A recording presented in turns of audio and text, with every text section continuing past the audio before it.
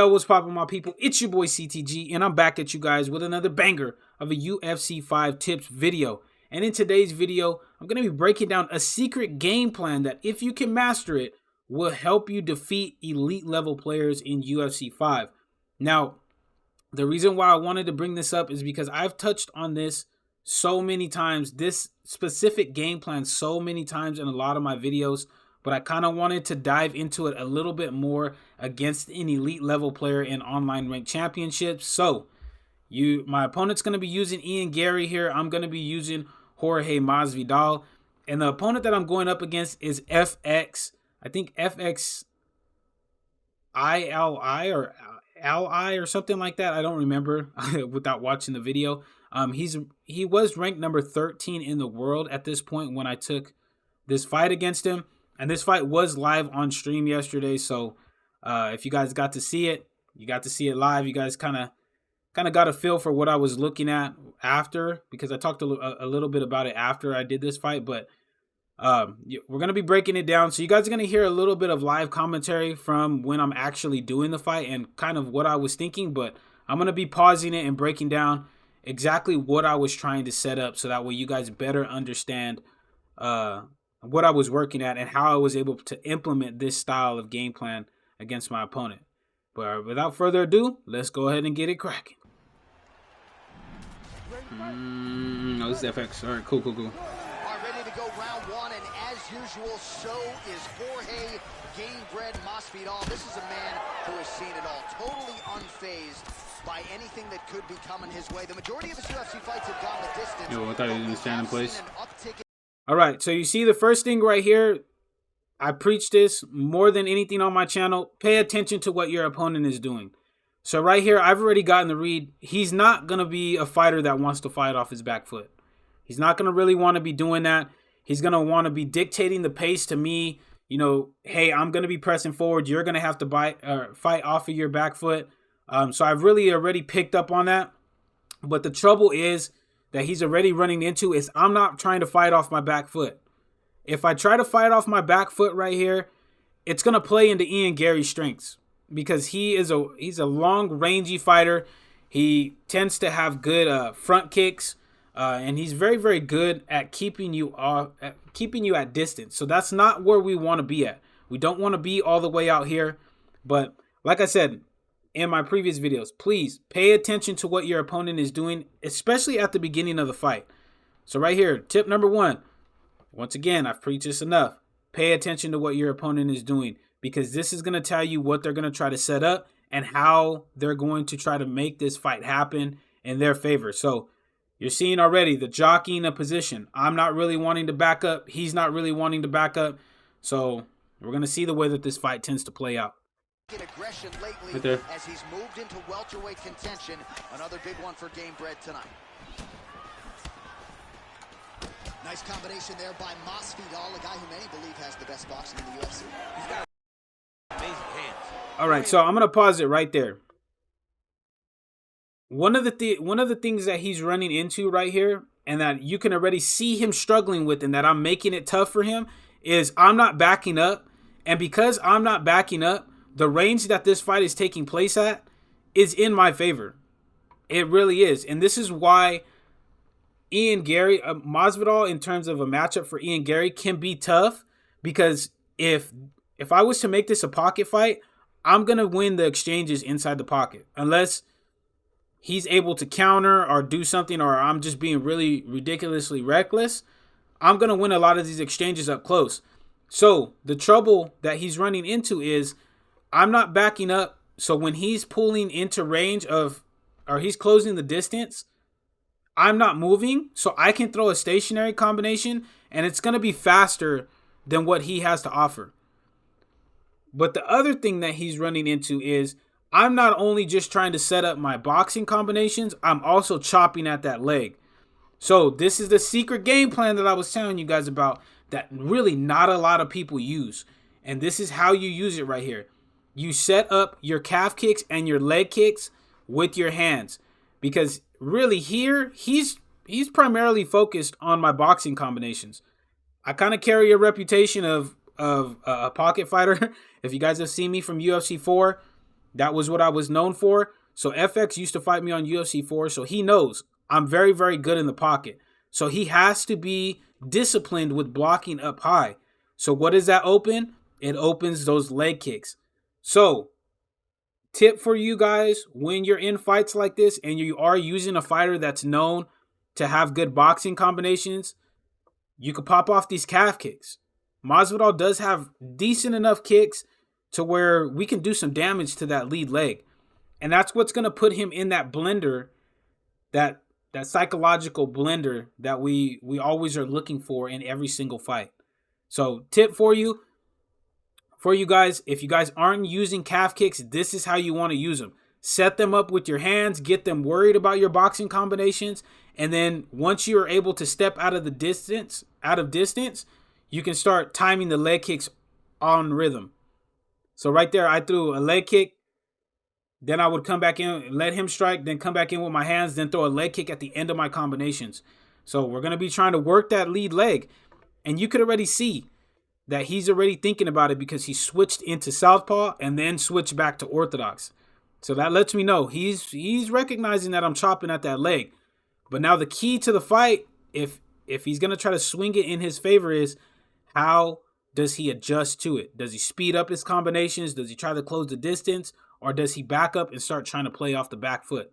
So that's the next read that you have to make when you're trying to play this style of play. Right there, we feint it because he's too close to us. We don't want to get hit with a hook. That allows for him to throw so freely in the boxing ring. Oh, there's a nice one. Shot to the leg. Yet another nice leg kick there by Gamebred. Oh, how good is this? 1 minute into the fight, and we got a full-on brawl. These guys said that they were going to point this into the octagon, and they were going to fight. You're going to leave that leg kick open, bro. I'm going to take it every time. Now, I am so wrong. They are doing exactly what they said. Yeah, shades of Max Holloway against Ricardo Lamas back in the day. I have no problem with taking that leg kick if that's what you're going to give me. All right, so you see here, he hasn't made an adjustment. And so the third tip that I have for you guys here in the video is don't make adjustments if you don't see your opponent is adjusting. This is probably the biggest thing that I see people do wrong in UFC 5. They change up their game plan when their opponent hasn't made them do so. Do not, and I repeat, do not change your game plan or deviate from what is working if your opponent doesn't make you do so. If you're landing the same shots over and over and over again and they're not making any kinds of adjustments, you need to stick to it. You keep doing what's successful until they do something to make it not successful. So right here, you see I'm chopping at that leg. I'm still adding in the combination, the leg kick at the end of my combinations. I'm working the nice boxing combos. I actually threw a front kick out there just to throw something different to let him know, hey, you know what? I can't just be looking to check the leg kicks. I have to be aware of the front kick as well. And it's working. It's working very, very well right now against the number 13 ranked player in the world on online ranked championships. So I'm not going to change up my game plan until he makes me do so. So that's the third tip that I have for you. Do not change up what you're doing and what you're having success with until your opponent makes you do so. Nice body kick. You'll see here, he's trying to close the distance, throwing some offbeat strikes. Get out of the way right there. See time straight into a leg kick.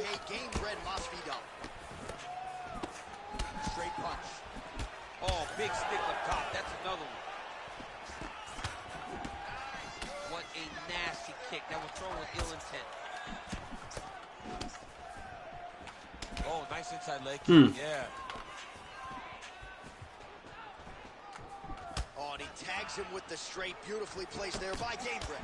I will no surprise the striker has come out at his aggressive best here early, really throwing everything with fight-ending intentions. He's throwing everything to end the fight, and he has to, because the longer this fight goes, his opponent has the advantage. And that's the danger. All right, so I want to pause it right here so that way you guys see what's going on. What he's now trying to do is he's trying to set up combinations off the timing of my leg kicks. He's trying to catch me with a 2-piece in the leg kicking animation, so that way I get caught in vulnerability and it does pretty considerable damage to my head health. That's why he's pressing forward so much. Because if he knows if he stays off at distance right here, at about right here, which is where he was earlier in this round, I'm just going to take those leg kicks all day long. All day long. So what we're going to do to combat him just staying in our face like this and trying to throw offbeat combinations is to start to unleash some of those 3 to 4 punch combination strings that boxing combinations that Jorge Masvidal does have. That's what's going to keep him kind of off balance. We want to get him worried about the hands because the hands are what's going to set up the leg kicks, and the leg kicks are what's going to set up the hands. So my tip for you guys here is be prepared to switch up when you have to. Like I said, he wasn't making the adjustment earlier. He's now made the adjustment to try to stop us from leg kicking him. So now we're going to counter that with the boxing combinations. And if you guys are going to be implementing this style of gameplay, understand that people are going to close the distance on you, and you need to have your boxing combinations ready to let them fly inside the pocket. Because if you don't, and you just continue to try to leg kick, and if I just continue to try to do it recklessly, he's going to catch me with a combination, and he's going to swarm me. And that's not what we want. And that's not what you want. So be prepared to launch off combinations, boxing combinations specifically, inside the pocket when your opponent does make the adjustment right here. Engagement there. Leading now, nasty cut on his There's a nice 4-piece. Ooh, I was about to throw a front kick off. If he would have waited a second longer, that front kick was coming. Punches in bunches. Straight for that dome piece. Another 4-piece. No, missed on that. Tearing up that leg. Nice. Now see, immediately after seeing me throw a lot of those 4-piece combinations, look at what he's doing. He's fighting back at distance, which is where our leg kicks are going to come into play. Our calf kicks are going to come back into play. And so this is what I was telling you guys about working your boxing combinations when they do close the distance, because it's going to force your opponent to back up. It's going to force them to give you the distance that you need to start putting them back in that mixer, which is where you want them to be at. You feel what I'm saying? So this is what we want. We don't want him standing right here the entire time. We want him playing back off at distance, so that way we can dictate to him what we're going to do. Are we going to go to the legs? Are we going to enter into the pocket with boxing combinations? Are we going to be looking to slip counter? Are we going to be looking to pop off that front kick? We want to get him thinking. And this is what UFC 5 high-level gameplay is. You have to make your opponent think about what you're doing.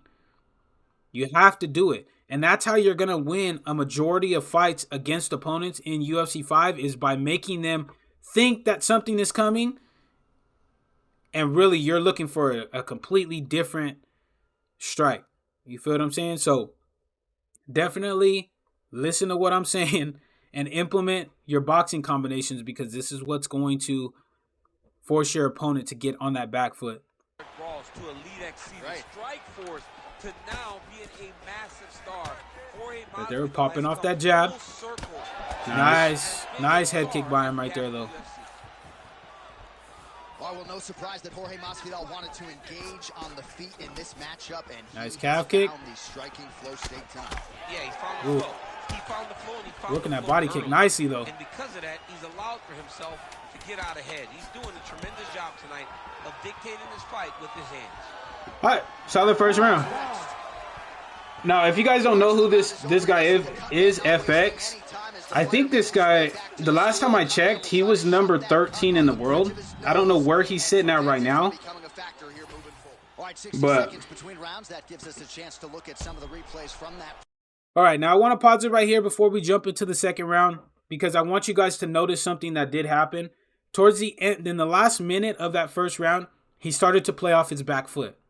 Now, at the beginning of the first round, that's not what he was wanting to do. He was wanting to dictate to us the range. He wanted to dictate, hey, we're going to be fighting up close. He wanted us to back up so that way we're fighting off the back foot to give him that range.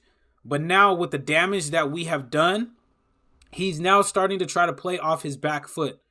So why I'm bringing this up is because if you're playing like this, like I said, if you're going to be implementing this gameplay style, opponents are going to do this. They are going to start to try to play off their back foot, and you need to be aware of it, because the more he plays off the back foot, the more dangerous he's going to be with landing a stationary combination. So heading into the second round, if he's going to be playing like this, we have to be very, very careful with the strikes that we're throwing, because if he plants and throws a combination while we are walking forward, either with a leg kick or a jab straight or anything like that, we take a really high risk of getting caught with a stationary combination and either getting knocked down or put in a very, very bad predicament. So another tip for you, be prepared for them to be fighting, to switch up and start trying to play off the back foot. I don't feel like he's fighting really off at a very effective range with Ian Gary. He's fighting in too close. We're doing some good work though. And them legs are chopped. Yes, it wasn't a bar fight. It wasn't two guys throwing the kitchen sink at each other. But you did see times where they came together and you saw the skill level of these two fighters. Right there. All right, so 30 seconds in, everything that I made, the read that I made at the end of that first round in the last minute, he's not doing here. He's back to trying to dictate the rhythm by pressing forward. He is. He wants to be the one that's the aggressor, the one that's trying to dictate the pace of the fight. So what do? We go back to what was working for us in the first round. And that's the tip. This leads into the third tip that I was telling you guys. What you're having success in, you keep doing it until he changes up. So we've pretty much got him figured out from here. We really, really do. If he's going to be playing this style, we already know we had a lot of success in the first round with the leg kicks and the boxing combinations. So we're going to be doing the same exact thing here in the second round until he either switches up or we get a finish. So that's exactly what we're going to be doing. And the tip that I have for you is to be prepared. Be prepared to continue to do the same thing and switch back up to what you had success in earlier in the fight. Nice crack there. Nice. What's good, Sue? We'll go down to that leg every time we get the chance, bro. That is when you start to watch the fighter to see what type of effect it's starting to take on him, whether or not he's reaching for it, whether or not he's confused by where it's at. You got to start to watch his reactions now. All right, so you see what I started implementing here? Because I know he's trying to be a little bit more aggressive. I'm starting to implement a couple of slip counters into the fight, because I don't want him just popping off that jab straight to enter into the pocket. As well as he did throw a couple of teep kicks and at about the 4.5 minute mark, he started to throw a couple of teep kicks. So I don't want him to switch that up and throw a front kick to the head. So me slipping off not only counters that jab straight that's coming, but it's also going to we're also going to be looking to counter a front kick to the head if he decides to chuck one out at us.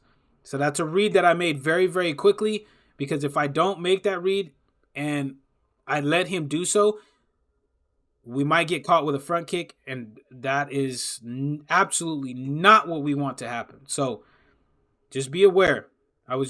Be aware like I was aware that those little front kicks and teep kicks to the body can be a telltale sign that they're trying to set up something going straight down the middle to crack you as you're trying to enter in the pocket. So we're trying to discourage that by adding in some slip counters. We might even try to pull something, but pull countering against a taller fighter is never really a good idea. You want to try to be ducking and slipping off, but we're going to be trying to add in some counters. How'd that head kick land? His head movement has been a huge factor defensively. Half kick. He can never be a stationary target, so even if the feet aren't moving, you got to be ready. There's a nice duck. Right there, the front kick.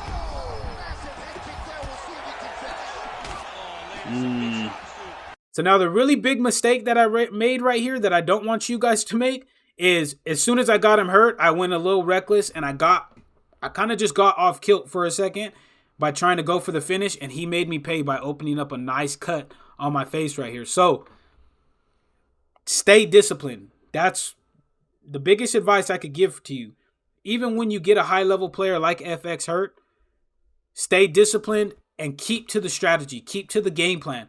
Because he obviously knew once I got him hurt that I was going to step in and try to get the finish, and he really made me pay for it. So you don't want that to be happening. You don't want the momentum to swing from you to him. You feel what I'm saying? So stay composed and stick to your game plan and stick to what's working. Get right back to the calf kick. Nice jab straight calf kick. He's pressing forward. Ducked underneath the straight. Just giving him some different looks, but nice head kick. Come on now. All right, so very clean head kick from him right there has given him the confidence to try to step into the pocket because he sees our head health is low. So now we're going to be taking a really big risk if we're going to be throwing a combination right here. But we have to halt this momentum that he has gained off that head kick. So right here, you're seeing us try to answer back. We're not just backing up, letting him hit our block like a lot of people tend to do. We're answering back to try to gain that respect back and to throw something out to let him know that even though our head health is down low like this, we are still very, very dangerous. Right there, hit him with a nice three-piece, hurt him, go down to the body. Another calf kick.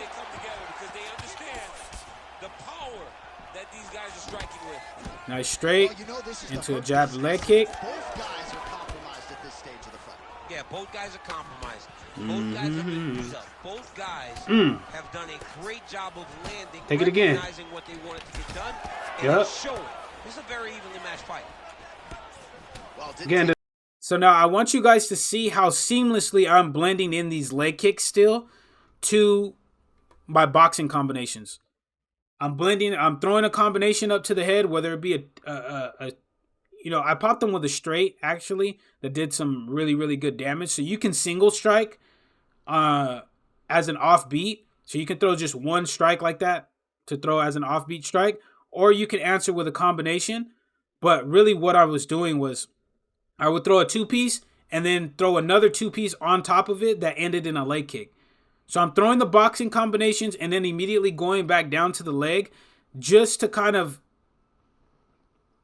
put him in that metaphorical, or that psychological blender mixer that we were talking about, and just letting him know, hey, you know what? This guy's not stopping going to my legs. I have to worry about my leg health because my leg health is really, really low. But I also have to worry about him throwing boxing combinations, so I don't know what's going on. And that's really what we want to put him in. We want to put him in that dilemma. So we're still mixing in those leg kicks nicely, but we're doing it very, very seamlessly to the point where he's not even trying to block them anymore. He's more worried about his chin health than his leg health. And that can really come back to bite him in the ass in this fight. To the leg. Get a good read on his opponent. Another good series of kicks there. He thought the kicks would be the key tonight, and they sure have been. Nice job defensively. He blocked that punch. All right, don't try that front kick. I know he was looking for it. Staying patient. I mean, how many kicks can somebody take before they get leg stunned, bro? Like. So right there, I want to stop it for a second because this is what I was talking about with throwing a single strike as an offbeat strike. That straight is what got us that rock because we timed it out very, very cleanly. We landed it and it did heavy damage. And then immediately, what did we go back to? The calf kicks. The calf kicks. Because we don't want to go away from what we're having success with. We're having a lot of success with kicking those legs. We're having a lot of success with it. So once we get him rocked, we're not just going head hunting. We're continuing to work on that leg. So if we can get him to slow down and get a leg health event, he's going to have to be stationary.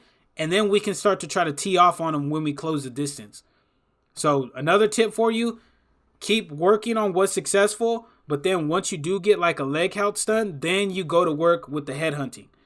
But not until then. Right there, caught him with a nice jab hook.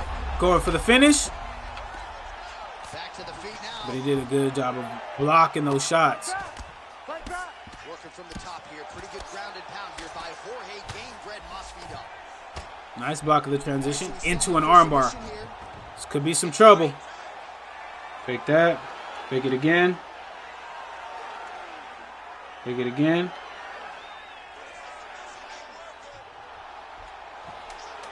Didn't get it up. Now, right there, I made a really, really big mistake. I faked one too many times. I should have faked 2 times and then waited a second and waited for him to go for a submission because the time was so short, and then tried to beat him in a race to see either was he going to get the sub or if I was going to get the position transition. So I made a really, really big mistake right there. That had this been anybody else other than Ian Gary, I might have been made to pay a lot more. So don't do that. Just submission defense tips for you. Don't fake so much to where, you know, you fake yourself into a mistake. I probably should have waited a second, then went for it. You just see the like button. Yeah, I appreciate it, Mello. But I mean, how is he still standing up with the amount of leg kicks that he's taking, the calf kicks? Crazy. All right, well, I'm no doctor. I'm not going to diagnose a broken nose. You ready to fight? Ready. Third round underway. Countering with the jab here, but he saw it coming a mile away. Nice job there to block it by Gamebred. All right, so you see here, we're getting him to play a lot more cautious, which lets me know his confidence is starting to wane a little bit. He's not having nearly as much success as I'm sure he probably would have thought with this style of play against Masvidal, but we're starting to break that confidence down. He's not wanting to throw nearly as much, which means it's time for us to put our foot on the gas. We want to try to get him out in this round. We don't really want to let this go to a decision or let this fight drag on longer than what it has to, because like I say all the time, the longer you let your opponent stay in the fight, the more chances there are for some flukiness to happen. So here we're going to be looking to try to get the finish. Unable to connect there. Still working at that calf kick. Oh, that cut on his nose is only getting worse. Still launching off combos. He's threatening with the head kick. Switches back into southpaw. Where's my leg rock at, EA? I'm still waiting on it. Well, he continues to do a nice job here defensively, protecting his head, raising the guard, and really frustrating the offensive fighter. This is what I'm talking about. What's with the stuff, bro? And how much more can he take? Thank you. And right there, that was all set up. That was all set up off us mixing him up. Going with the calf kicks, he's seen me continually chop at that calf kick, chop at that with the calf kick, chop at the calf. So in the third round, I had already did so much damage to both of his legs that he had no choice but to stay glued to me inside the pocket, which is where obviously earlier in the fight I told you we have the advantage inside the pocket because Masvidal has very good boxing combinations. And he's the shorter fighter, so when you engage in an inside fight with him, with the taller fighter, he's going to win every single time. So we forced FX to fight inside the pocket with us, which is where we knew our strength was going to be at. And then we were finally able to get the finish as we knocked him down with a clean jab hook. And then we got him on the ground and got the nice ground and pound finish there with Jorge Masvidal. But that's it, guys. That's the game plan that not a lot of people used, but that can be very, very useful against elite level players in the game. It really can be. So if you can work this into your gameplay and really start to master it, it can take your game to the next level. It really, really can. So definitely work in calf kicks, work on your timing, and work with this style of gameplay. So that way when you do run into guys like FX, you can, you already know what to do. But that's it for the video, guys. If you guys did enjoy this video, Make sure to slap that subscribe button as well as slap that like button. If you do love UFC content, I do post UFC 5 content as well as UFC news content on this channel daily. But until the next video, guys, take it easy, be safe, enjoy the rest of your guys' day, afternoon, evening, depending on where you guys are watching this from. And I will see you guys in the next video.